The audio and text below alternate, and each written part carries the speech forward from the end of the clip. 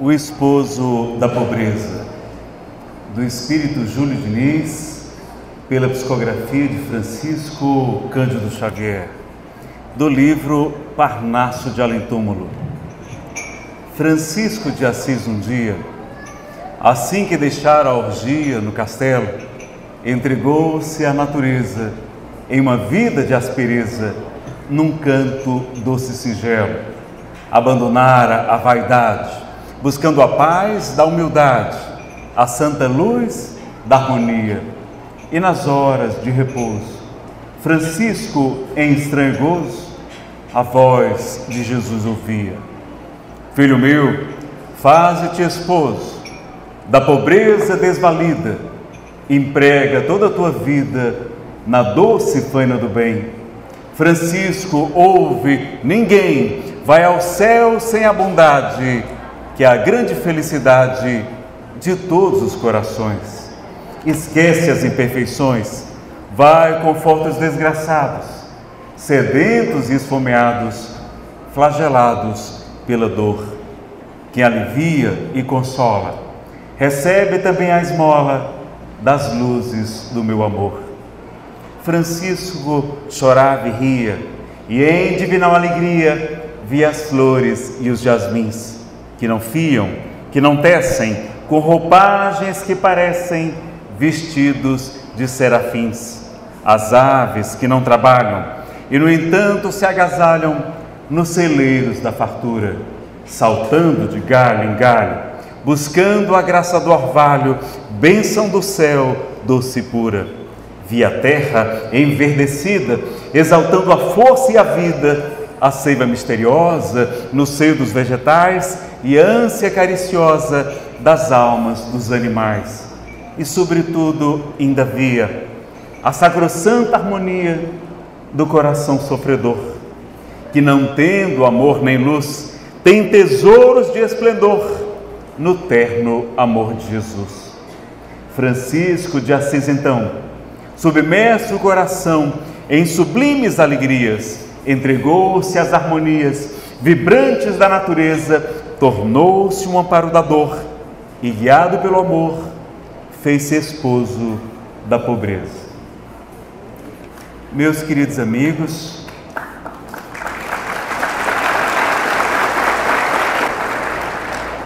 vamos bater palma a Júlio Diniz, o autor da poesia, ao nosso querido Chico, que foi o medianeiro tão abençoado, que nos trouxe tantas maravilhas do mundo espiritual, e parabenizar a todos vocês, agradecer de coração a oportunidade de estar aqui no encontro anual Espírita Caibachutel, a gentileza, a solicitude do nosso querido Orson, do nosso querido Aparecido Bevedere, e tantos outros trabalhadores, a Renata Magre, não é? O Tinho, a Tânia, não é? Nossos médios de transporte, e tantos outros amigos, a Lilian, que está ali também na filmagem. Agradecer a tantos trabalhadores que muitas vezes permanecem anônimos, mas é que fazem acontecer um evento tão importante, tão bonito, em que a família espírita se reúne para divulgar a doutrina espírita, para estudarmos o Consolador prometido por Jesus, para levar mais esperança, mais consolo, mais esclarecimento a muitos outros corações. Atender aqueles que vêm do mundo espiritual, muitas vezes para assistir conosco aos nossos estudos, às nossas apresentações artísticas. Agradecer a presença da Federação Espírita do Estado de Goiás, na pessoa da nossa querida Ivana Heinz, que é a Cíntia, e tantos companheiros que vieram também a brilhantar esse evento, entre tantos outros trabalhadores que eu ainda não pude ter a felicidade de conhecer a todos com mais detalhes. Eu cheguei quase agora, né? Nós chegamos direto lá de viagem, deu tempo só de tomar um banho, porque cearense, vocês sabem, né? Não pode ficar sem tomar um banho. Vê água, faz festa, e ele, depois de um banho, ele fica diferente, não é? Então, nós passamos rápido, tomamos um banho ali bem rápido e chegamos correndo, não podemos nem cumprimentá-los a todos. Nós queremos agradecer de coração. A gente sempre admira o trabalho da Revista Internacional de Espiritismo, o Jornal Espírita, o Clarim, enfim, todo o esforço desses amigos aqui de Matão, não é? Continuando, dando continuidade ao trabalho do nosso querido apóstolo, esse bandeirante da doutrina espírita. Esse microfone está meio obsediado hoje, né? Deixa eu puxar ele mais para cima assim um pouco. Você quer que eu fale mais perto? Tá bom assim? Porque ele está oscilando assim. Mas a gente vai conseguir, né? É que tem muitos médios de efeitos físicos aqui do Anos Fluidos, ajudando muitos irmãos desencarnados também, e certamente aí essa energia toda não interfere no equipamento eletrônico, deve ser isso, né? Então, a gente agradece de coração a todos vocês, amigos que vieram de outras cidades, e aqui estamos numa verdadeira família espírita, festejando e, sobretudo, divulgando a doutrina espírita, dando esse grande presente ao nosso querido Caibar Schutel. Que ele possa, então, nos inspirar, nos abençoar nesse trabalho de divulgação, de levar a doutrina espírita, o Consolador, a muitos outros corações. Bom, hoje nós vamos ter um tema chamado família, um grande desafio. E não foi por acaso que escolhemos a poesia de Francisco de Assis, porque ela vai falar deste homem cristianíssimo, como é chamado pelos nossos irmãos católicos. Porque ninguém viveu como Jesus de modo tão semelhante como Francisco. E ele vai nos trazer grandes virtudes exaltadas pela doutrina espírita que vão nos ajudar nesse desafio, esse desafio chamado família. Então vamos lá? É porque quando muda aqui, só muda lá, né? É o outro slide.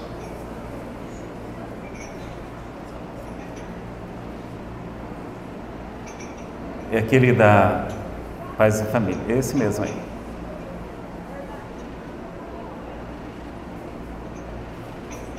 Clica nele, dá um Ctrl L que ele fica a tela cheia. Isso. Pronto. Bom, para falar sobre paz e família, a gente precisaria de um seminário com várias horas de duração, não é? Precisaria falar sobre as dificuldades da convivência, falar sobre casamento, divórcio, lesões e tentações afetivas também, né? Joana de Ângeles tem uma mensagem muito bonita com esse título. Precisaríamos falar sobre o perdão, liberte-se da mágoa e seja feliz. Precisaríamos também fazer uma outra palestra só sobre o alcoolismo e o amor incondicional, na verdade precisaríamos de um seminário. Precisaríamos falar também sobre como enfrentar uma separação conjugal, uma separação amorosa. Não podemos falar de pais e família sem analisar também a educação de crianças e a educação de adolescentes, que é completamente diferente da de crianças. Então a gente vai falar também de educação dos filhos nesse seminário. A gente fala sobre educação antidrogas, fala também sobre perda de pessoas amadas, porque isso influi na família. Muitas famílias se destroem, não é? A mãe fica tão deprimida, tão arrasada, que abandona os outros filhos, não dedica-se ao casamento por causa da partida de um ente querido.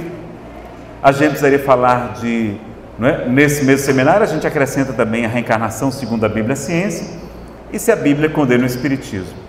Esse seminário já está gravado, já está disponível em DVDs, já estava disponível em CDs de MP3, vocês também podem, se desejarem, adquirir. Toda a renda vai ser revertida para o encontro anual Caibar Schutel, não é? Para ajudar na despesa, divulgação do evento, as passagens, e também para os trabalhos sociais e a divulgação que essa casa tem realizado, a Casa O Clarim. A gente também sugeriria alguns seminários, como autoconhecimento e iluminação interior, porque é muito importante a gente se autoconhecer para que a gente possa ter uma boa convivência em família, autoamor, falar sobre dependência, também sobre sexualidade e até sobre depressão, porque às vezes o parceiro deprimido muitas vezes não é compreendido pelo companheiro. Então, vejam que o tema é muito mais amplo do que a gente imagina. Felizmente, né, a Ivana está aqui, a equipe da FEG está aqui para avançar em muitos dos temas, né, que a gente tenha dúvidas, né, as polêmicas também na área. Mas, a gente então vai começar. Está oscilando muito, né? Eu vou tirar daqui então e segurar mais perto da boca. Quase não sai. E a gente vai então lembrar da campanha permanente da Federação Espírita Brasileira, né? O melhor é viver em família, então aperte mais esse laço. Então essa campanha sempre continuada, aqui é o cartazinho mais atual da Federação, com a pergunta lá de O Livro dos Espíritos: qual seria para a sociedade o resultado do relaxamento dos laços de família? Resposta: uma recrudescência do egoísmo. E a campanha também de nós levarmos as nossas crianças, os nossos jovens, para a evangelização espírita. Nós precisamos ter a consciência da importância desse trabalho, que as casas espíritas oferecem gratuitamente. E quando a gente vai falar sobre drogas, sobre dependência química, a gente percebe como é importante que os jovens tenham ali um grupo, onde eles estejam juntos, onde eles não precisem beber, não precisem fumar, não precisem usar drogas para se autoafirmarem. Que ele tenha aquele grupo de proteção, aquele grupo de amigos diferente do que infelizmente as nossas crianças, os nossos jovens têm encontrado por aí afora. Então, não custa lembrar. E no livro Mecanismos da Mediunidade, André Luiz recebe a orientação dos instrutores espirituais que a família é o centro de indução, ou seja, de influência, de transformação mais poderoso que existe em todo o universo. É uma afirmativa muito séria. Então é onde a gente pode transformar o espírito, não é? Com mais facilidade, é na família, sobretudo ali na infância. A gente percebe quando ela está como uma argila molhada, muito mais fácil de moldar do que depois quando o vaso endurece. Então é importante a gente ter a consciência dessa informação. E o nosso querido Raul Teixeira vai nos lembrar que as famílias têm sido alvo de muitos ataques espirituais, porque é justamente ali onde muitas vezes vamos decidir o sucesso ou o fracasso da nossa reencarnação. Então nós precisamos proteger as nossas famílias. E aí lembramos aqui a campanha permanente também do culto do Evangelho no lar e no coração. Está ali o nosso querido Luiz Cláudio divulgando, não é? Também a campanha permanente. E a gente tem aqui, e Raul Teixeira vai lembrar que nela a gente aprende a combater o egoísmo. Na questão 913, Allan Kardec pergunta qual é o vício, qual o defeito mais radical, principal. E os espíritos dizem que é o egoísmo. Então, na família também nós vamos trabalhar o egoísmo. Já não vai ser só eu, mas agora tem um parceiro. A gente tem que dividir, tem que ceder. E quando vem os filhos, então a gente aprende a pensar primeiro nos nossos filhinhos. Tudo então é para os filhos. Então a gente vai começando realmente a trabalhar cada vez mais, não é, a questão do egoísmo. Então, uma grande ferramenta de evolução, de autoconhecimento, a gente vai verificar aqui na tarde de hoje. E por que a convivência é tão difícil? Acho que eu vou sair de perto desse púlpito. O pessoal não está me enxergando lá. Eu pensei que meus 1,90 m ia ser suficiente. Mas o púlpito deve ter, né, mais que isso talvez. Então, por que é tão difícil conviver, pessoal? Vamos lá.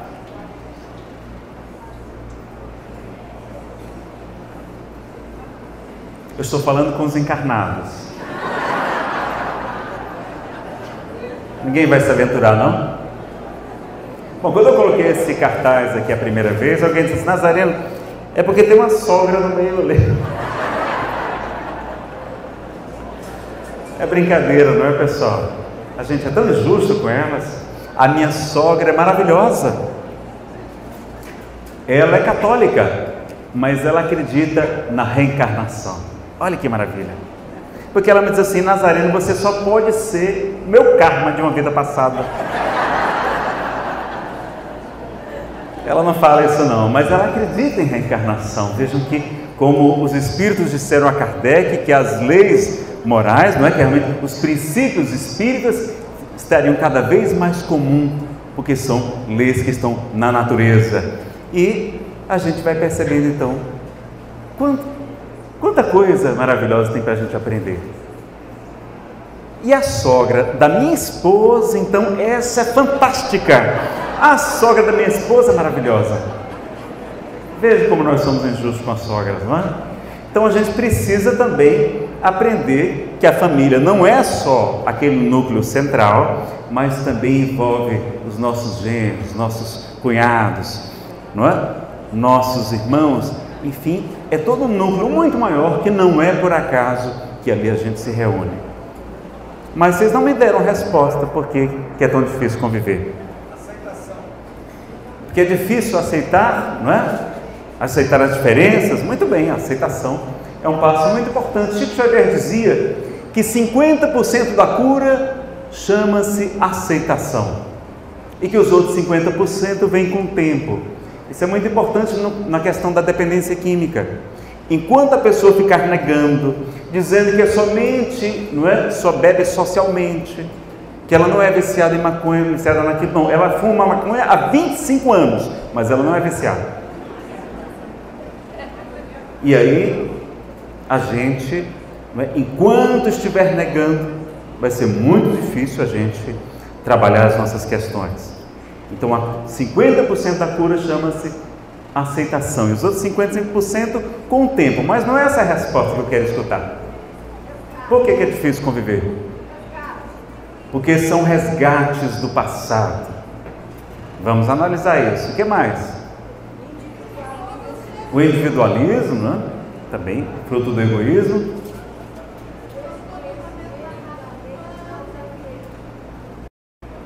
Desconhecimento da lei de causa e efeito. Alguém falou ali, não deu para escutar. Realmente aqui o auditório é muito grande. Estamos com uma quantidade muito grande de pessoas aqui. Que maravilha, muito obrigado por vocês terem vindo prestigiar o evento. Mas é muito difícil conviver porque nós estamos ainda na condição de espíritos imperfeitos. Se nós já fôssemos espíritos superiores, espíritos puros, poderíamos conviver ao lado do maior criminoso da terra e estaríamos impassíveis, tranquilos, não é verdade? Mas, como nós trazemos muitas imperfeições morais, elas atrapalham a nossa convivência em família. Então, o problema já está identificado. A gente vai agora também saber o que tem as diferenças, né? Nós somos muito diferentes e, ao mesmo tempo, temos que trabalhar as nossas imperfeições. Porque um dos maiores problemas nossos é que nós queremos mudar o outro. Queremos que o nosso marido, nosso esposo, seja como um bandeirante da doutrina espírita, nosso querido Cabachuta. Queremos que o nosso filho seja como Eurípides Barçanufo.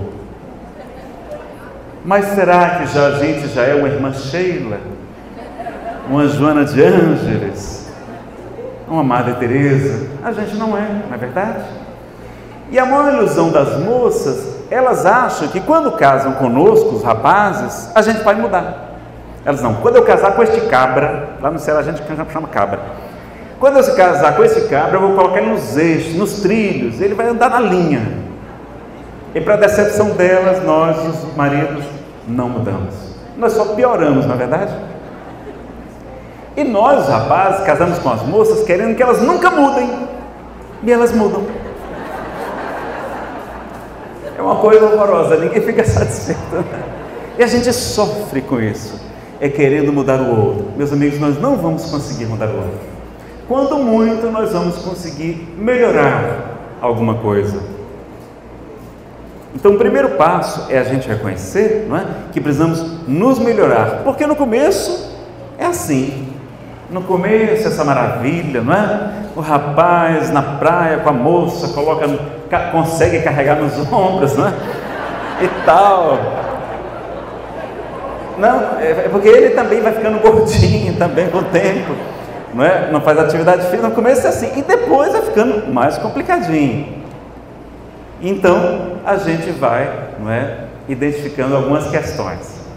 A primeira questão que a gente tem que perguntar é essa aqui: para que estamos aqui na Terra? Quem sabe para que estamos aqui na Terra? Eu vou correr um pouquinho mais por conta do tempo, a gente tem muita coisa para falar, tá? Na questão 558 do Livro dos Espíritos, Kardec, na pergunta, ele já começa a responder e os espíritos superiores complementam. A gente pegou um trecho, fez um resumo. A missão dos espíritos é o quê? Se auto-aperfeiçoarem, concorrendo para a harmonia do universo, executando a vontade de quem? De Deus. Não é a nossa, é a vontade de Deus, do qual são ministros. Nós seremos ministros de Deus. Hoje a gente ainda é um operáriozinho, não é? Um trabalhador muito simples, atrapalhadinho, mas nós vamos chegar à condição de Deus. Primeiro, então, se auto-aperfeiçoar. Então não é para mudar o outro, é para a gente se melhorar. Não é para salvar o marido, não é para resgatar o filho toxicômano, não é o marido alcoólatra. Não é para isso. A gente vai ajudar, a gente vai colaborar, a gente vai auxiliar, mas nós estamos aqui para nos melhorar. Quando a gente melhora, tudo fica melhor. Já perceberam isso? Quando a gente está apaixonado, o que é que acontece? Aliás, quando a gente arruma namorado ou namorada, o que é que acontece, pessoal? Já perceberam que quando a gente arruma um namorado, todo mundo fica olhando para a gente? Todo mundo quer paquerar com a gente? Chovem pretendentes. Quando a gente está solteiro, não aparece nenhuma alma para fazer uma caridade com a gente, não? Mas a gente arruma um namorado, a gente fica mais bonito. Por quê? Porque a gente fica diferente, a gente fica com aquela energia da paixão, da empolgação, está tão feliz porque finalmente desencalhou, que a nossa energia muda, a gente fica mais atraente, as pessoas se sentem mais atraídas por nós, a gente fica mais bonita, sorrindo sempre, né? Fica meio bobo também e tal. Mas vejam, a gente quando muda, influencia o nosso redor. É quando, por exemplo, conta-se uma lenda que na antiga Índia um jovem foi conversar com o mestre. Ao seu lado estava um discípulo acompanhando tudo que o mestre ensinava. E o jovem perguntou: mestre, estão todos dizendo que é muito bom a gente ir para Nova Delhi, para a capital da Índia. Lá tem muito trabalho e tal, está sendo muito bom. O que é que o senhor acha? Eu devo ir para Nova Delhi? E ele perguntou: como é que é a sua vida aqui?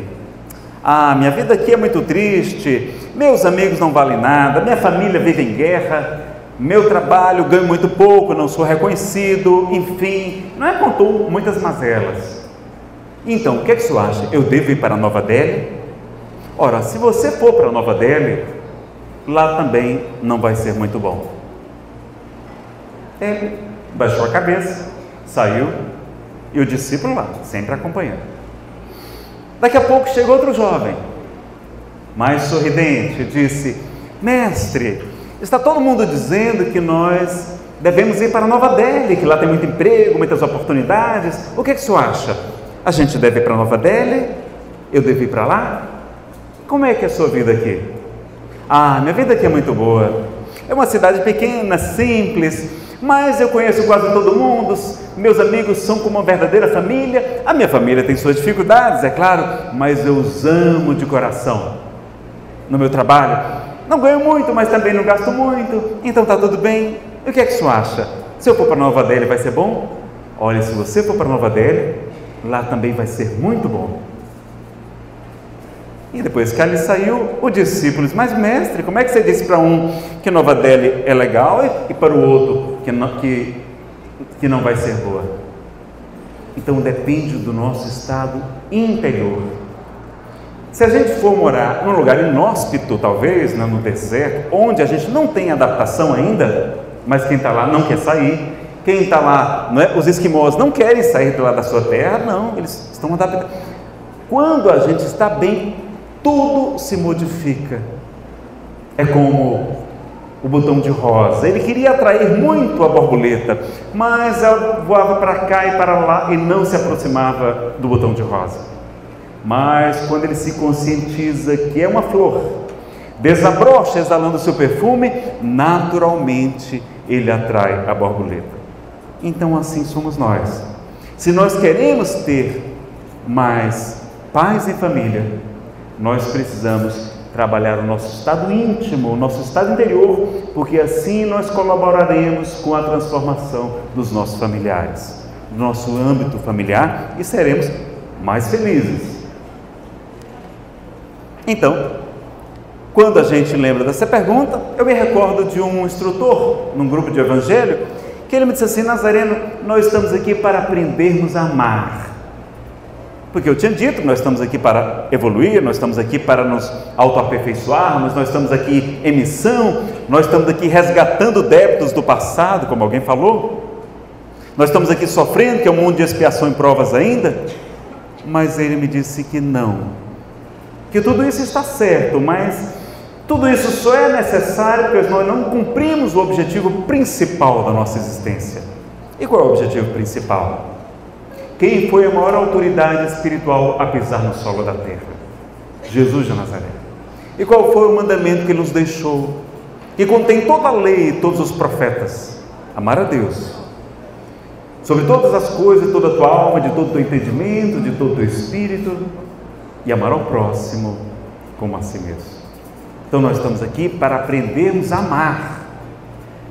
Nós só estamos sofrendo porque não aprendemos a amar ainda. Nós só estamos resgatando débitos do passado porque no passado nós não amamos como deveríamos ter amado. E só amando vamos evoluir, porque já temos muitas conquistas intelectuais, mas o coração ainda está precisando desenvolver-se. Então a gente vai, não é, aprender a amar. E qual é o maior amor para Jesus? Ele vai nos dizer que maior amor não há do que este, do que aquele que dá vida pelos seus amigos, aquele que dá vida pela sua família, não é? Aquele que dá vida pelos seus principais amigos nesta encarnação, que não é por acaso. A gente sabe que existe uma programação reencarnatória. Nosso querido Orson tem palestras sobre esse assunto. A gente percebe que na questão 258 e seguintes de O Livro dos Espíritos, Kardec interroga se os espíritos, antes de nascerem aqui na Terra, antes de reencarnar, se eles anteveem as provas que irão passar no planeta. E os espíritos superiores dizem que sim, e nisto lhes consiste o livre-arbítrio. Ou seja, lá no mundo espiritual superior, a gente, com o amparo dos nossos mentores, eles nos esclarecem: olha, vai ser Nazareno, vai ser muito bom para você que está aí sofrendo no mundo espiritual. Quando a gente lê a série A Vida no Mundo Espiritual, a gente vê como há tantos espíritos sofrendo no mundo espiritual. Então a gente está implorando uma oportunidade. Eles olham: Nazareno, você vai aqui reencarnar. Você está dizendo que é bonzinho, que você está aqui, não é, e tal. A gente vai ver realmente se você é bom. Você vai reencarnar ao lado de pessoas que você quer muito bem, que você tem muita afinidade, mas que também vão lhe ajudar a descobrir para os seus defeitos, as suas potencialidades, para que a sua reencarnação seja mais eficaz. Não é? Os espíritos nos conduzem, essa programação é muito lúcida. Existem, como crianças, algumas reencarnações compulsórias, mas a regra é, como ensina André Luiz, o caso de Segismundo, no livro Missionários da Luz. Existe uma programação, a gente aceita os nossos pais, a gente aceita receber nossos filhos. Então existe uma programação. Então não é por acaso que a gente está naquele núcleo familiar. Tem algo muito importante para aprender. E por isso também que a gente deve preservar a família. O Espiritismo não é contra o divórcio. Ela é uma lei humana, aliás, contrária às leis da natureza, ensina o Livro dos Espíritos. Essa insolubilidade, não é, absoluta do casamento. Essa é uma lei contrária à lei natural. Mas a gente deve preservar a família, porque a gente vê que hoje estamos cada vez mais egoístas, mais egocentristas, como vocês falaram aqui, individualistas. Antigamente as pessoas faziam bodas de ouro, bodas de prata, bodas de diamante. Hoje, quando faz boda de lata, tem que fazer uma festa muito grande já, né? Tem que reservar aqui o salão, fazer uma festa. No Reino Unido, um casamento longo, segundo as pesquisas, é um casamento que tem mais de 3 anos de duração. Na Inglaterra, também. Então vejam como nós estamos banalizando o casamento, estamos abandonando a nossa família por qualquer motivo, e não deveria ser assim. Existe essa programação. Jesus já nos falou da programação também, dizendo: não se vendem 2 passarinhos por um asse, por R$1. Pois eu vos digo em verdade que nenhum deles cai por terra sem a permissão de nosso Pai que está nos céus. Não temais, pois, porque valeis mais do que muitos pássaros, homens de pouca fé. Até os cabelos de vossas cabeças estão todos contados. No meu caso está até mais fácil de contar, não é, Aparecido? Agradecer ao Aparecido também, está sempre aparecendo nos eventos, né? Nosso querido Rubens também, da Web Rádio Fraternidade, toda a equipe. Agradecer de coração esses companheiros tão valorosos da divulgação, da união e da unificação do movimento espírita. Então a gente ter essa consciência que não é por acaso que nós estamos naquela família. Podem acontecer uniões acidentais? Podem, mas a regra é que a gente vai encontrar alguém que existe uma programação. Então a gente tem consciência disso. E a gente vai ver mais coisas aqui. Então, a gente pode fazer até uma escala de sentimentos, não é? Já sabemos pelo Livro dos Espíritos que a maior virtude é aquela que é feita sem interesse pessoal. Quando a gente não tem interesse pessoal e faz algo, e sobretudo se for a caridade, essa é a maior virtude. E os nossos sentimentos, nossos instintos, eles vão evoluindo a partir do instinto, desejo, sentimento de posse. A gente vai conquistando a simpatia, vamos desenvolver o carinho, o amor devotamento, o amor renúncia. E a gente lembra aí de Alcione, não é, do livro Renúncia? Lembra de Joana de Cusa, que continua com seu marido, um homem devasso, um alto-intendente de Herodes, Antipas. E ela conversa com Jesus, se deveria tentar converter Cusa a seguir o cristianismo, se deveria abandonar tudo para seguir Jesus. E Jesus diz: não, Joana, fica com Cusa, mais tarde tu serás o braço, a mão amiga a socorrer-lhe no momento mais necessário. E ela permanece com ele. Ele desencarna, ela fica na pobreza e vai integrar-se em holocausto, queimada viva, por amor a Jesus. Então, amor, renúncia e o amor, sacrifício, né, como ela fez também. E a gente lembra, sobretudo, de Jesus de Nazaré. Então, esse amor, sacrifício. Então, veja que é uma escala de sentimentos que a gente vai. Então, nosso querido Raul diz que os amores que nós temos aqui na Terra, amor de pai, amor de mãe, de mulher, de filho, de marido, de amigo, de irmão, são exercícios para esse amor universal, esse amor muito mais amplo, que os espíritos superiores é que são capazes de exercitar. E qual é a maior escola de amor? Onde é que a gente vai aprender amor? Vocês viram que a nossa missão aqui é aprender a amar, não é? Porque estamos nos autoaperfeiçoando, mas já temos muitas conquistas espirituais. Qual é a maior escola de amor? A família. É na família que que a gente vai aprender, sobretudo, o amor. Não é? Porque na casa espírita a gente fica ali de bonzinho, não é? É muito gentil. Olá, como vai? Com licença, por favor, não é? Em casa já não é bem assim. Então, é na família que a gente vai aprender o amor. E qual a melhor profissão para praticar bastante o amor, pessoal? Qual a melhor profissão? Pedi para o Alan colocar o vídeo agora, aquele segundo vídeo.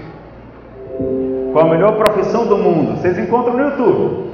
Foi na época das Olimpíadas, não é? Retrasadas, salvo engano, é uma propaganda. Mas ficou tão bonita que eu trouxe para vocês aqui. É falando. 该起床喽！哎，该上学啦。Time to get up, baby. Come on. Up you get. Vamos acordar? Vamos que eu vou fazer um café da manhã gostoso pra você.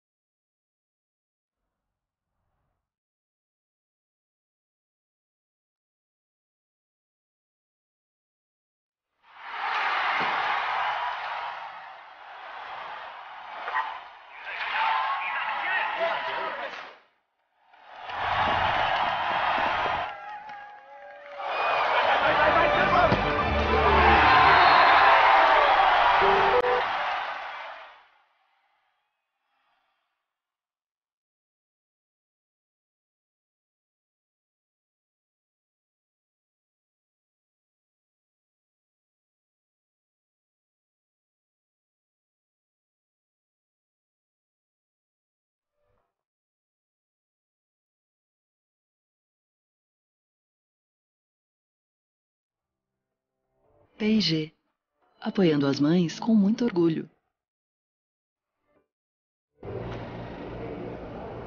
Então a gente viu aí, que o trabalho mais difícil do mundo é o melhor trabalho do mundo. O trabalho de ser mãe, não é? O trabalho de ser pai também.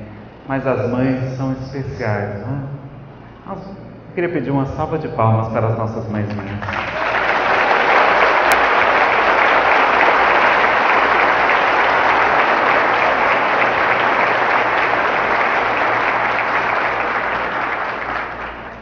Meus amigos, as mães são o sustentáculo do lar. É onde está o amor, é onde está a renúncia, é onde está a capacidade, muitas vezes, da gente manter a nossa família. É muito importante a gente compreender isso. É graças ao sacrifício de muitas mães que as nossas famílias prosseguem, perseveram. E quantas vezes são elas que vêm nos resgatar nos locais espirituais dolorosos? São elas que comparecem nas reuniões mediúnicas de desobsessão em espírito para conseguir finalmente tocar o coração daquele espírito irredutível na vingança. São elas que têm uma missão tão importante. Aliás, no Livro dos Espíritos diz que as mulheres têm uma missão mais importante do que os homens. Opa!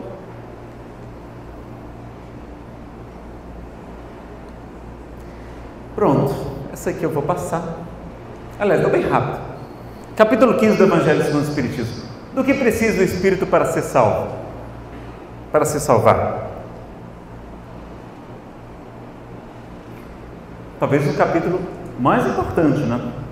É um dos mais importantes do Evangelho segundo o Espiritismo. Pequenininho, e a gente passa meio batido. E lá Kardec vai dizer o que é que a gente precisa para ser salvo. E aí ele traz um trecho que é o critério, o único que Jesus estabeleceu para separar os cabritos, os bodes à sua esquerda e as ovelhas à direita. Ou seja, aqueles espíritos que continuarão reencarnando na terra, que serão mais felizes, que terão condições melhores, daqueles outros que não terão mais autorização de reencarnar no planeta, que irão para outros mundos, onde serão missionários por sua vez, mas onde haverá choro, onde haverá ranger de dentes. E ele estabelece o único critério. Qual foi? Tive fome e tu me deste de comer. Tive sede e tu me deste de beber. Eu estava nu e tu me vestiste. Eu estive preso ou enfermo e tu foste me visitar. Eu estava peregrino, eu estava sem teto, sem acolhimento e tu me hospedaste. Jesus faz da caridade o único critério para saber quem passa à direita e à sua esquerda. É claro que o Livro dos Espíritos nos explica, não é? Que caridade além disso, tem a caridade moral, não é? Que nós temos a questão 886, caridade é benevolência, indulgência, é perdão das ofensas. Veja que ele não falou só perdão das ofensas dos outros, não. É perdão de todas as ofensas, é o alto perdão também está ali. Então a gente tem essa informação que é a caridade.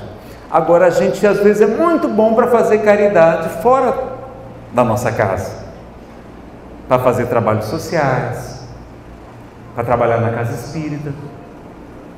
Mas será que aquele grupo especial que reencarnamos não seria o grupo que nós precisaríamos fazer mais caridade?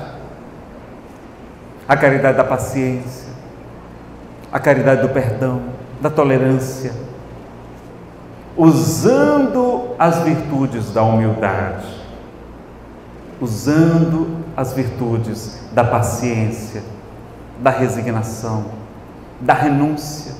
Nazareno, renunciar não é uma coisa ruim, não? Não.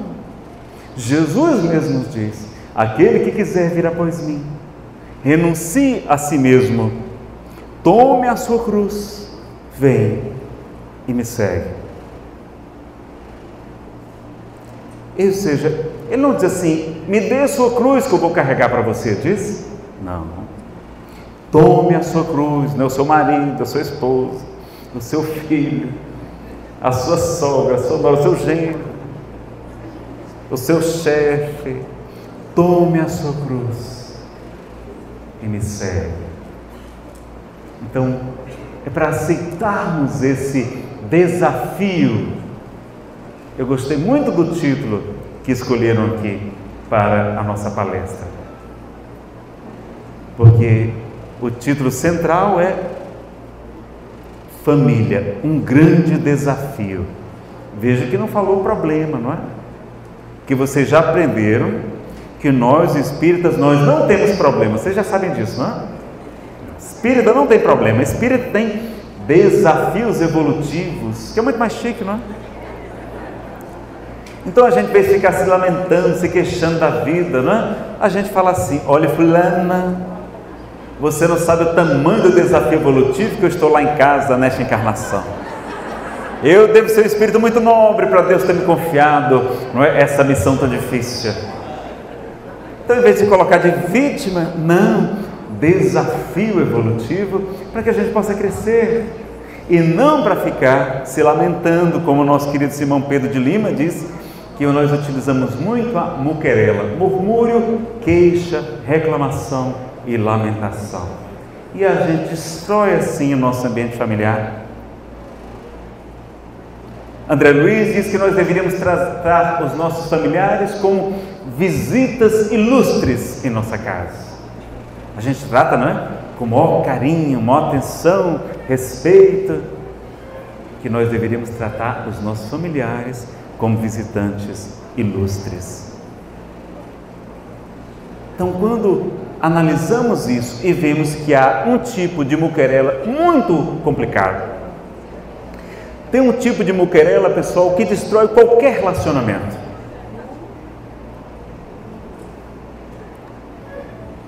É a reclamação repetida diariamente. reclamar resolve o problema, pessoal? Normalmente não é? Nosso marido não muda, a gente não muda. Então, se reclamar adiantasse, era muito bom. Reclamava uma vez, acabou o problema. Mas não. Então a gente fica reclamando todo dia, a mesma coisa, a mesma coisa. Aconteceu uma vez comigo, a minha esposa, que é maravilhosa. Não é porque está filmando não que eu estou dizendo, ela sabe o que eu digo. Eu estava fazendo umas bobagens, estava me dedicando muito às palestras, viajando muito, me ausentei de casa. Ela ficou chateada, porque a gente combinou antes de casar. Eu disse, olha, no máximo eu vou ficar um fim de semana sim ou não com você, no máximo. E aí, e você pode viajar comigo quando você puder e quiser. E aí um dia eu exagerei, um mês eu viajei uns 3 fins de semana seguidos e estava errado. E ela me chamou a atenção e eu disse, olha, você está certa, me desculpe, me perdoe, não vai acontecer de novo. Mas aí ficava de novo tocando naquele assunto, tocando.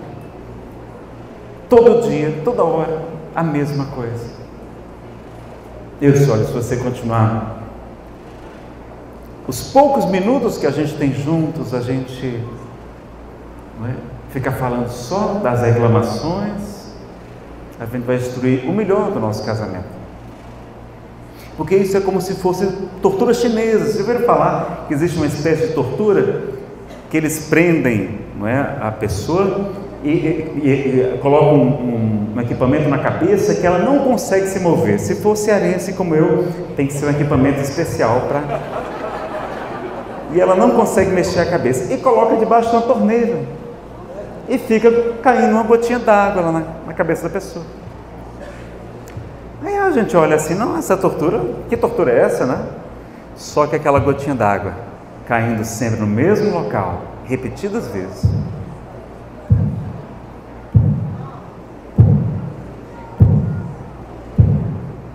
A pessoa enlouquece. Então, não usem a muquerela diária. Não usem. Está lá no Evangelho segundo o Espiritismo. Eu sei que a vida na Terra não é fácil. É muito difícil. Essas pequenas contrariedades são como 1000 nadas, 1000 alfinetadas que acabam por ferir. Então, essas pequenas coisas, às vezes, repetidas vezes. Raul Teixeira conta que tinha um casal que estava separando pelo problema do tubo da pasta de dente. O marido aprendeu que era para sempre estar apertando, deixando o tubo bem cheinho, naquele tempo que os tubos eram de um metal, acho que é de chumbo, e a esposa não deixava ela sem apertar, e ele ficava desesperado, ou vice-versa. Até que ele arrumou a solução, comprou uma caixa de pasta de dente para ela e outra caixa para ele, e pronto, resolveu o problema. Mas vejam, pequenas coisas conseguem destruir um relacionamento. Então, vamos aproveitar os poucos instantes que a gente tem livres para curtir, para namorar, para brincar, para passear, para estar com os amigos, para assistir um bom filme, para assistir uma palestra, para estarmos juntos, estar com os nossos familiares, nutrindo a relação em família, tá certo? Então, nada de muquerela, né? Bom, o relacionamento como ferramenta de autoconhecimento. Vocês sabem que, se a vida é uma escola, o relacionamento é uma universidade. Porque o nosso cônjuge, ele funciona como um espelho. Nossos irmãos, eles informam as nossas imperfeições que a gente fica colocando debaixo do tapete. E como o Livro dos Espíritos nos ensina, na questão 909, quando Kardec pergunta qual meio prático mais eficaz de o homem melhor assim nesta vida de resistir aos maus arrastamentos, Santo Agostinho responde, um filósofo da vossa antiguidade já vos disse, conhece-te a ti mesmo. Então, o nosso relacionamento afetivo vai ajudar muito a gente a se conhecer. Por isso que é difícil também conviver, porque eles mostram aquilo que a gente não mostra em público. E aquilo nos incomoda, porque é verdade. Então, é muito importante conviver também por conta disso, não é? Então, se a gente estiver bem, a gente vai ser mais feliz em família. quantos problemas nossos vão ser esclarecidos com a mensagem que a gente vai colocar agora. O que mais sofremos, de Albino Teixeira, agora aquela azulzinha, psicografada por Chico Xavier, do livro, acho que é Passos da Vida. O que mais sofremos, olha que coisa curiosa, o que mais sofremos no mundo não é a dificuldade, não é a dificuldade o problema, que não é problema, é desafio evolutivo, mas é o desânimo, isso é que nos abate, isso é que nos faz sofrer. Não é a aprovação, não são as provas, mas é o desespero diante do sofrimento, isso nos faz sofrer. Não é a doença, não, muitas vezes a doença chega e a gente supera com tranquilidade, não é? Mas é o pavor de recebê-la que nos faz sofrer. Não é o parente infeliz, não é o marido alcoólatra, o filho toxicômano, não. É a mágoa de tê-lo na equipe familiar. E aí isso aí é fruto do nosso orgulho, é vaidade. Vaidade, segundo a Wikipédia, tem 2 significados. O primeiro é aquela pessoa que quer agradar a todos. Fica muito incomodada se alguém lhe faz alguma crítica. Isso é vaidade. E o segundo significado é aquela pessoa que se preocupa muito com a sua aparência pessoal, não é? Passa horas no salão, nas academias, enfim. Mas olha que coisa curiosa. Então, quantas vezes a gente está separando do marido, não é porque ele é alcoólatra, não. Porque às vezes ele é um bom pai, é um bom profissional, é um bom marido. Ele só gosta de sair para beber com os amigos. E aí a esposa, Nazareno, mas ele chega em casa e eu percebo, o ambiente fica assim, a gente começa a brigar, já discutir. Bom, se você, toda vez que ele chegar em casa, você for brigar e discutir com ele porque ele estava bebendo, o que é que ele vai fazer? Vai beber mais, porque o álcool funciona como anestésico, uma fuga, não é? E ele vai buscar amor, alegria aonde, já que ele não tem casa? No bar, lá fora, com os amigos. Então, quantas vezes a mulher separa do marido, ou vice-versa, ou a gente tem problema com o familiar, vivendo o problema da dependência, porque a gente tem orgulho, tem vaidade muito grande, não aceita dizerem que a gente é casado com um alcoólatra, não aceita que ninguém diga que nosso filho tem problema de dependência. Então o problema, o que nos faz sofrer, não é o parente infeliz não, mas é a mágoa que a gente tem porque ele está na nossa família. Não é o fracasso, mas é a teimosia de não reconhecer os próprios erros. Não é a ingratidão, não é ingratidão. É a incapacidade de amar sem egoísmo. A gente ama querendo retribuição. Não é a própria pequenez, é a revolta contra a superioridade dos outros, né? É a inveja daqueles que são maiores, melhores do que nós. Não é a injúria, não é isso que nos faz sofrer. O que nos faz sofrer é o orgulho ferido. Quantas vezes caluniaram Jesus? Quantas vezes difamaram Francisco Cândido Xavier? Não? O que nos faz sofrer é o orgulho ferido. E então a gente tem que superar essas questões. Vejam quantas vezes nós vamos estar falando de orgulho e de egoísmo e vamos ter que desenvolver então a humildade e a caridade. Não é a tentação que nos faz sofrer, mas é a volúpia de experimentar-lhe os alvitres, né? É o desejo de experimentar-lhe os convites. Não é a velhice do corpo que nos faz sofrer, não é ficar velhinho, não. É a paixão pelas aparências transitórias. Isso é o que nos faz sofrer. Vejam que os nossos irmãos budistas dizem que as 2 maiores causas de sofrimento são a ignorância, né? O desconhecimento das leis do universo, e o apego àquilo que é transitório, aquilo que é passageiro. Então a gente desenvolver também o desapego para a gente ter uma melhor convivência. E ele conclui dizendo, como é fácil de perceber, na solução de qualquer problema, o pior problema é a carga de aflição que criamos, desenvolvemos e sustentamos contra nós. Ou seja, quem gera... Tem como tirar esse trem aqui? Tira esse púlpito daqui, ele está me atrapalhando. E eu acho que está atrapalhando o pessoal aqui a visualizar também no telão, não é? Então veja, o pior problema é a carga de aflição que nós criamos, desenvolvemos e sustentamos contra nós. Então, se a gente puder, obrigado pessoal, se a gente puder começar a parar de arrumar mais confusão, ele é pesado, né? Então eu devia ter pedido isso mais tarde,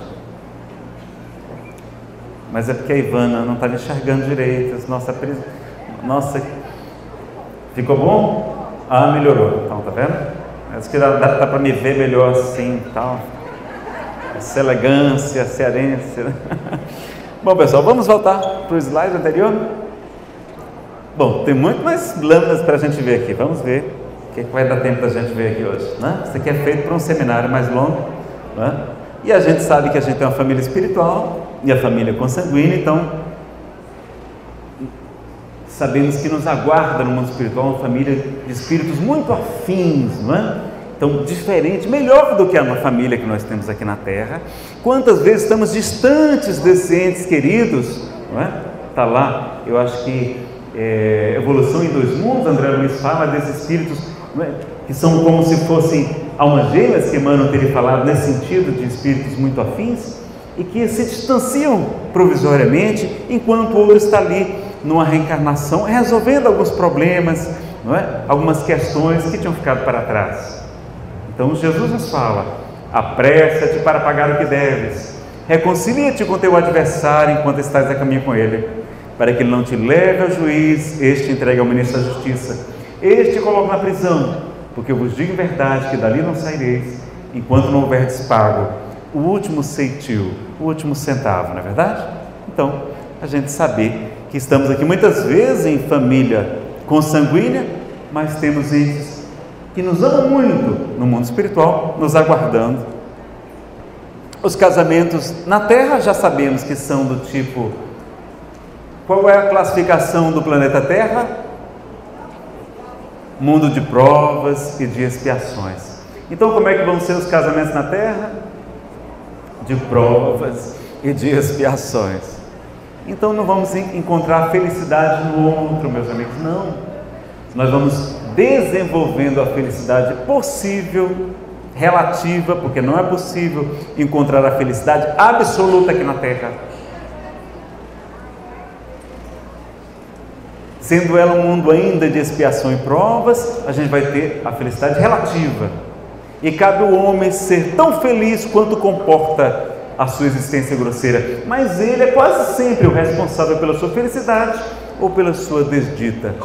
Dizem os Espíritos, em O Livro dos Espíritos, nas questões 920 seguintes, vejam que às vezes a gente fica sonhando, acreditando em conto de fadas, e quer que o outro nos faça feliz. Eles não vão fazer a gente feliz. Ah, Nazareno, mas no começo do namoro eu estava tão feliz. Não, você estava apaixonada. É diferente. E a ciência já descobriu que a paixão são neurotransmissores que invadem o nosso cérebro, como a dopamina, a ocitocina e a metil alguma coisa amina, não bem comprido que até hoje eu não decorei. A pessoa fica literalmente dopada, fica cega. A gente não se apaixona pelo nosso parceiro, mas por uma imagem idealizada que não corresponde à realidade. E toda paixão passa. 6 meses, 3, 1 ano, 1 ano e meio, no máximo. Toda paixão passa. E se conviver, então, é que passa rápido. Se comer um quilo de sal junto, vê que é tudo igual, só muda a impressão digital. É importante a gente compreender isso.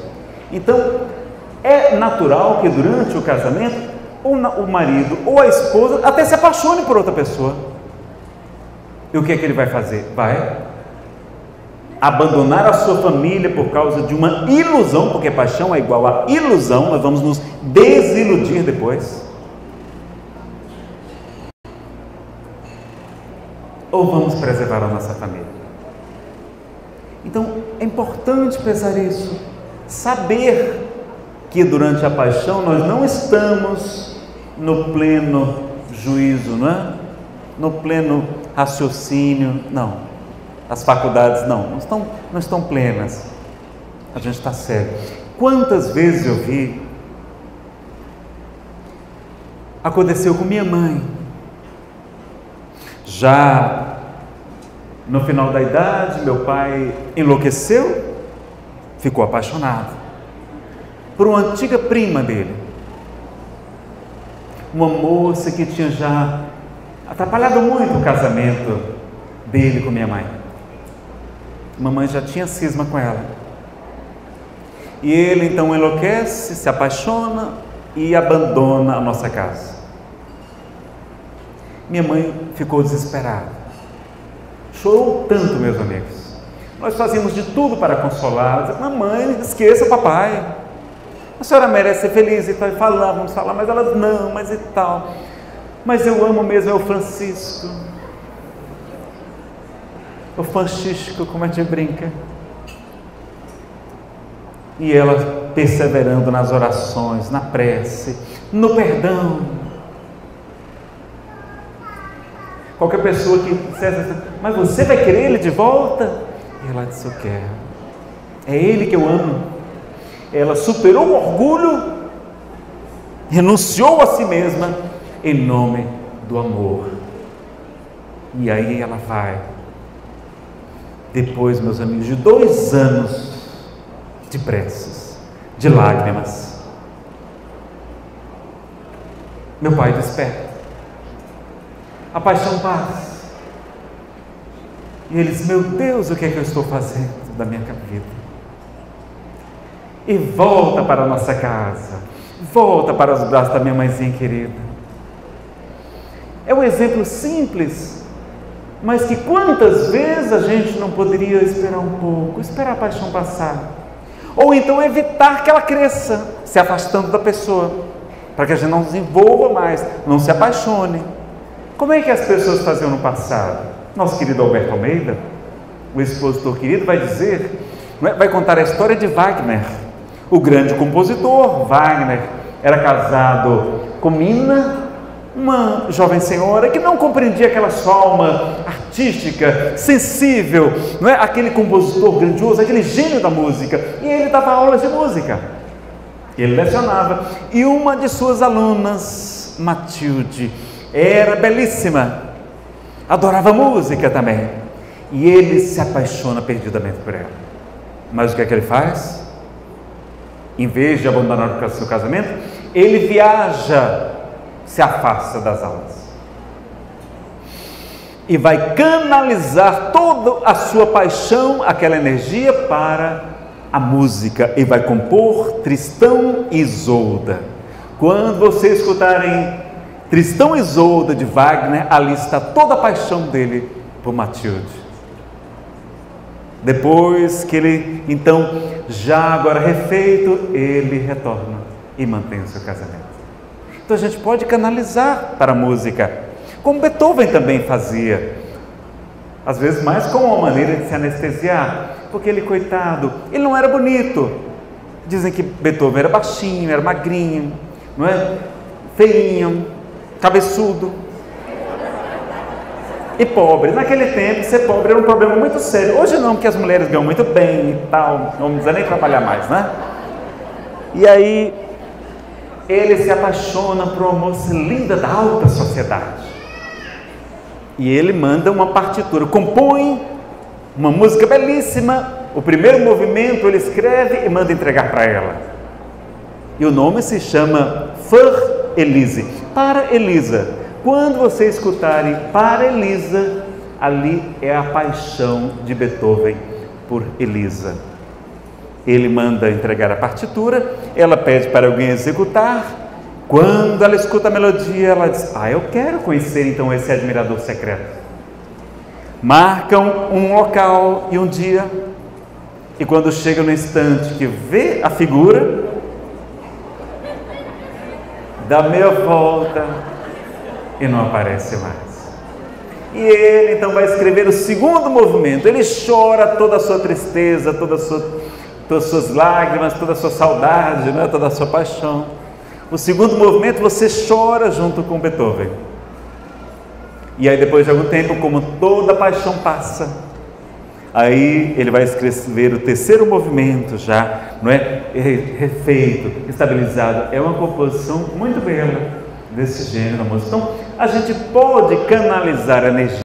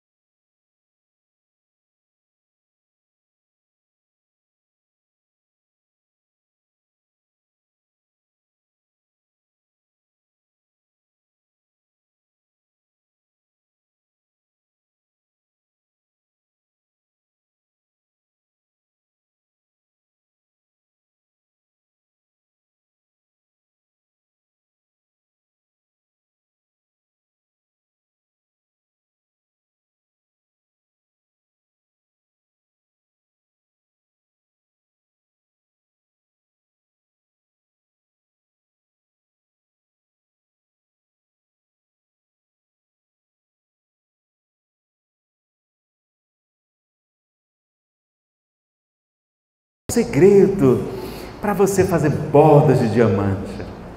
Você olha, seu Raul, tem hora que é difícil mesmo. Tem hora que eu quero mandar o desgraçado para aquele canto. Mas quando eu coloco como se fosse uma balança de pratos, de um lado tudo que ele me ofertou, uma família, um lar, meus filhos queridos, me sustentou em tantos momentos, me trouxe tantas alegrias. Quando eu coloco do outro, as pequenas contrariedades são tão pequeninas e passageiras, que a balança sempre penda para o amor, para a união. Então vamos, não é? Lembrar sempre das coisas boas e também do bem que o nosso parceiro está nos propiciando. Bom, a gente vai ter que avançar mais, lembrar dessa campanha permanente do Evangelho no lar e no coração. Está ali à mesa, distribuindo os folderzinhos, como fazer o culto do Evangelho no lar. Todo mundo aqui já conhece. Quem não conhece o culto do Evangelho no lar, levante a mão, por favor. Bom, todo mundo já conhece. É o melhor remédio para preservar a família.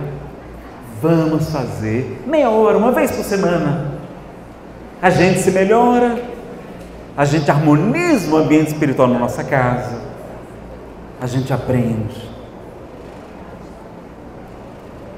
André Luiz, no livro Mensageiros, conta o que acontece do ponto de vista espiritual numa reunião do culto do Evangelho lá. Vamos praticar. Às vezes o parceiro não é nem da nossa filosofia espiritualista ou religião no sentido amplo da palavra, não é nem espírita, mas aí ele participa do Evangelho, ele gosta, participa. Foi assim com minha esposa. Ela era católica e foi no Evangelho lá que ela foi conhecendo a doutrina espírita e gostando. E depois foi fazer estudo sistematizado lá comigo, onde eu dou aulas, né? Eu dou aulas sistematizadas até hoje na Comunhão Espírita de Brasília. Então, vejam como é importante, uma coisa simples a gente pode e deve fazer para os nossos corações. Compreender as diferenças, a importância do diálogo, vocês todo mundo já sabe. O remédio do bom humor, de Valdo Franco, no seminário Perdão e Auto-Perdão, diz que a gente tem que levar a vida com mais leveza, com mais alegria, não é? Parar de querer levar tudo a ferro e fogo, não, mais tranquilidade. Quando o marido acordar com aquela cara feia, de mau humor, o que a esposa deve fazer? Bem, hoje você está pior do que ontem, não é? E brincar, né? Levar o bom humor, como Chico, como Francisco de Assis, né? O trovador da alegria, o trovador de Deus. Estava sempre cantando, trazendo-nos cânticos, mais belos cânticos, louvando. Louvar não é cantar, não, é agradecer a Deus por tudo. E tantas dificuldades ele passou, tantos desafios evolutivos, não é verdade? Chico, dizem que uma das suas maiores características não era a humildade, não, era a alegria de viver. Então, a alegria que a doutrina espírita também nos proporciona. O marido também, quando a esposa acordar, não é? Mal-humorada, com o cabelo desgrenhado, tiver toda assim, não é? Ele deve dizer assim: fulana, vá ao cabeleireiro, eu pago. Divaldo diz que quando essas duas últimas palavrinhas, não tem mau humor que resista. Então, Alberto Almeida recomenda, quando o marido também não estiver muito legal, assim, a esposa chega pertinho e diz assim: amor, você quer uma massagem nos pés? Já experimentaram? É bom demais, pessoal. Então, esses pequenos carinhos, essas coisas leves, essas coisas simples da vida nos ajudam também a levar mais alegria para encontrarmos a paz em nossas famílias, não é? Importância do respeito. E por conta que a gente já está chegando no nosso fim, vou contar só isso aqui é interessante, é uma dica interessante. Lá, a Federação Espírita do DF, que eu participo também na área de divulgação, uma pequena colaboração. Ela fez um encontro de trabalhadores e nos ensinou como chamar a atenção de alguém que a gente acredita que está em erro. Isso é muito interessante, serve até para a casa espírita, é muito interessante. Bom, a primeira regra é: chama teu irmão em particular, né? Se ele te ouvir, terás ganho teu irmão. Se ele não te ouvir, chama algumas testemunhas, chama a diretoria para falar com ele, né? Olha, fulano, você tem que acompanhar a orientação da casa. Se ele não ouvir, trata como um gentil. Gentil não tinha autorização de falar nas sinagogas. Então, ele não vai ser mais convidado, por exemplo, para dar aulas, para dar palestra naquela casa. Olha, enquanto você estiver com essa orientação, não vai assim, né? Outra coisa, a casa deve ter um regimento interno detalhado. Heloísa Pires defende isso também, quando fala sobre a educação dos filhos, que o lar deve ter regras claras. Eu acho que Samitiba também fala sobre isso, né? Ser oportuno, evite momentos de irritação, não é? Quando a pessoa estiver irritada, não adianta. Usar a água da paz, calar. Depois, quando a pessoa estiver mais tranquila, aí você fala com ela, chama a atenção, coloca os pingos nos is, mas ser oportuno.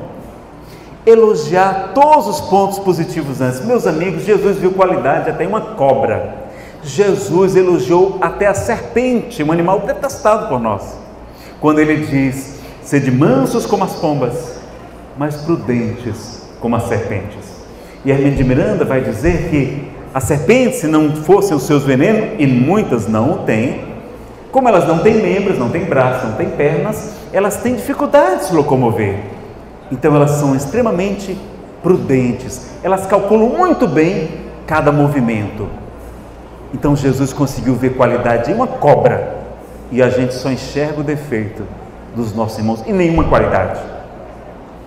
Então, o palestrante falou uma bobagem lá na casa espírita, a gente vai chegar: olha, fulano, todo mundo gostou da sua palestra, você falou de Jesus, falou de Kardec, falou de André Luiz e tal, mas naquele ponto que você falou, por exemplo, tortura chinesa, não era mulher, parar de falar chinesa, não é? Por que é chinesa? Por que nossos irmãos chineses têm a ver? Você não sabe nem se é verdade. Fala assim: tortura da repetição diária, pronto. Aí a pessoa, né? Como a gente foi elogiado antes, a gente já ganha a simpatia, né? A pessoa começou a elogiar: Nazaré, não gostei da sua palestra. Aí, foi mesmo? Você gostou? Me diga isso. Mas naquele ponto você falou, aí a gente já, você sabe que você tem razão?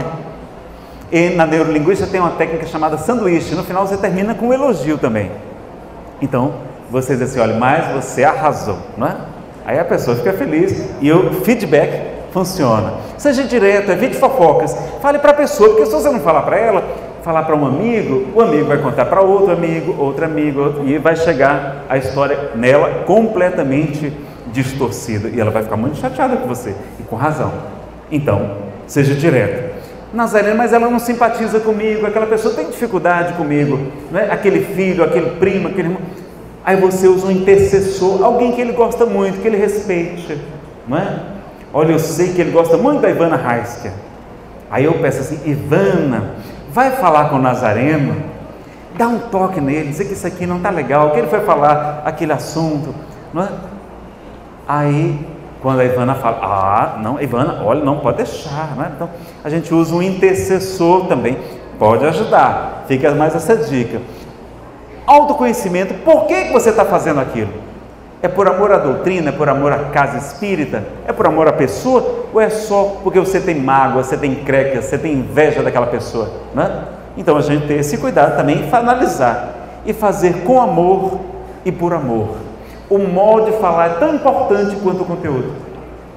É como o filho que está morando fora e recebe uma carta do pai aqui em Matão, né? O bilhete lá, e o pai fica muito chateado. Olha aqui, esposo, o que seu filho mal criado veio falar para mim. Papai, mande dinheiro. Isso é um absurdo, eu não vou mandar dinheiro coisa nenhuma. Que rapaz folgado é esse? Aí a mãe: não, mas deixa eu ver esse bilhete aqui. Não foi assim que ele disse, não. Olha como são as mães. Ele disse assim: olha, papai, mande dinheiro. Ah, se for assim eu mando.